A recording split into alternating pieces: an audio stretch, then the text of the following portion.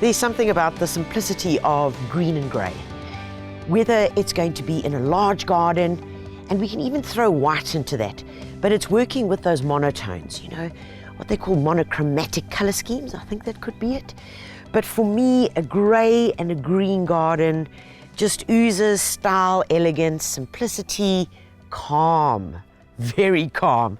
And on top of that all, if you're going to be using perennials or shrubs, what it means for me is that these are plants with legs, that I can put them into containers, I can have them in my garden for years, not any months, and I mean for years and years to come.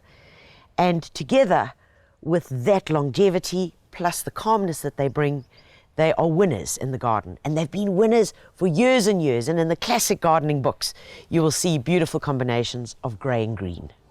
Because shrubs are going into these pots, we're using a premium-based potting soil, which is a mixture of decomposted bark together with some river sand. Into the mixture, we've added at least 5 handfuls of bone meal for good root growth and some organic pellets for sustenance to feed these guys in the next few years to come.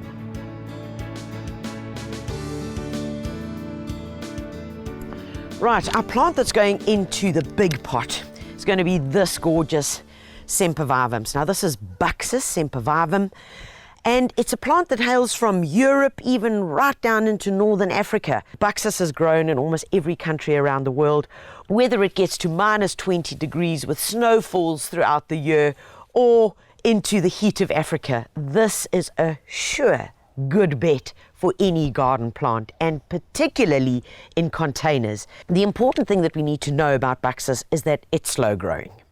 Okay, so if you're looking for a quick hedge, this is not the plant to go for. But if you're looking for structure and beauty, then this is one. And because it's slow growing, its longevity in your garden can be 10, 15, 20 years before this plant decides to go to greater places in the sky. A stunning plant that really is always one of my go-to guys.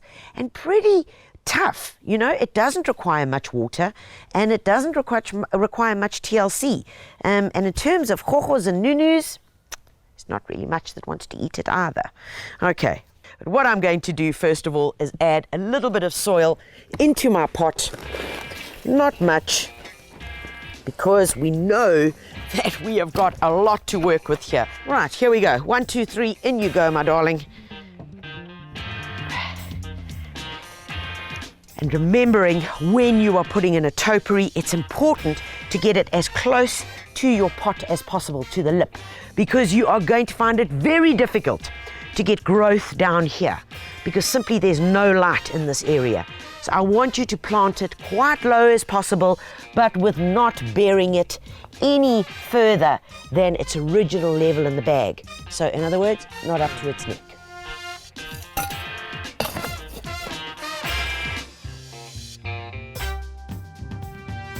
Now, I'm not normally one for gloves, but for this operation, I am putting them on. And you'll see why in a second, because the plant that I'm putting in here, although beautiful and gorgeous, can cause some injury upon transplanting.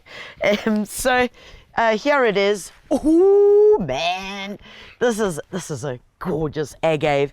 It's called Agave Filifera.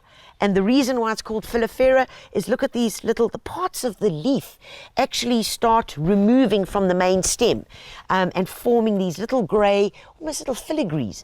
I love the roundedness. Look how it's going to complement this. These long, narrow leaves that just form in this beautiful spiral against the dome here of our Sempervirens. The contrast against the smaller leaves and these long elongated leaves, it's just spectacular. Right, so this is going to get messy. Guys, we're going to give it a good beating. And we are going to get this baby out. A bit of a stubborn creature this one was. But, and the reason is this. Oh, my shattered nerves. Look at all those roots. Lots and lots of roots here, but a lot of dead root as well. You can just see by this color here that this root is not happy at all.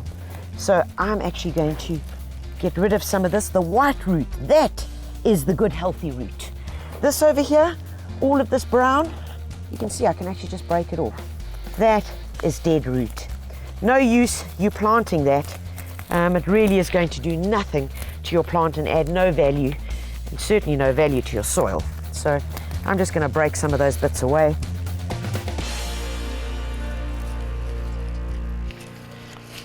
Oh, nice. Now, another way of dealing with these, if you don't have a pair of very, very sturdy gloves, if you're needing to move it or transplant it, is to take a bit of hessian, an old towel, anything, and all you do is you wrap it around the plant like that. Wrap it around, twist it a few times, just like that. Twist it, and then you can lift the plant up with ease.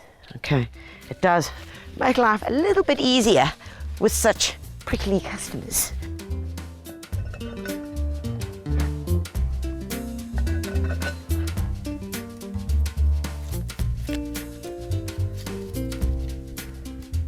Ha! And there we have it, snug as a bug, looking gorgeous. And remember, these plants love tight spaces. Pop them over here. Whew.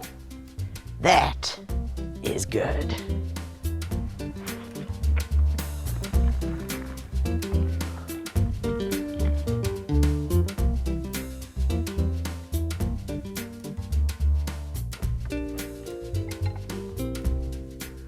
Oh, it's so yummy. This is a classic. And if you're a car fan, maybe one of those old Ford Cortinas.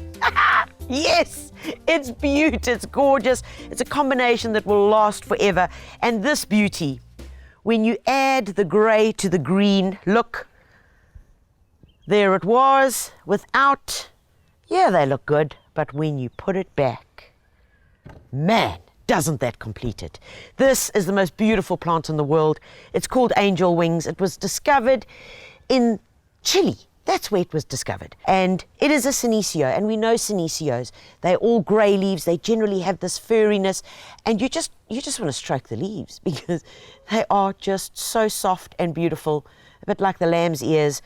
But that glisten of the grey is just spectacular. It does get a flower, it gets a yellow flower, but it's certainly not grown for that. It's grown merely for its foliage. In terms of care and maintenance, guys, remember, sharp pair of secateurs.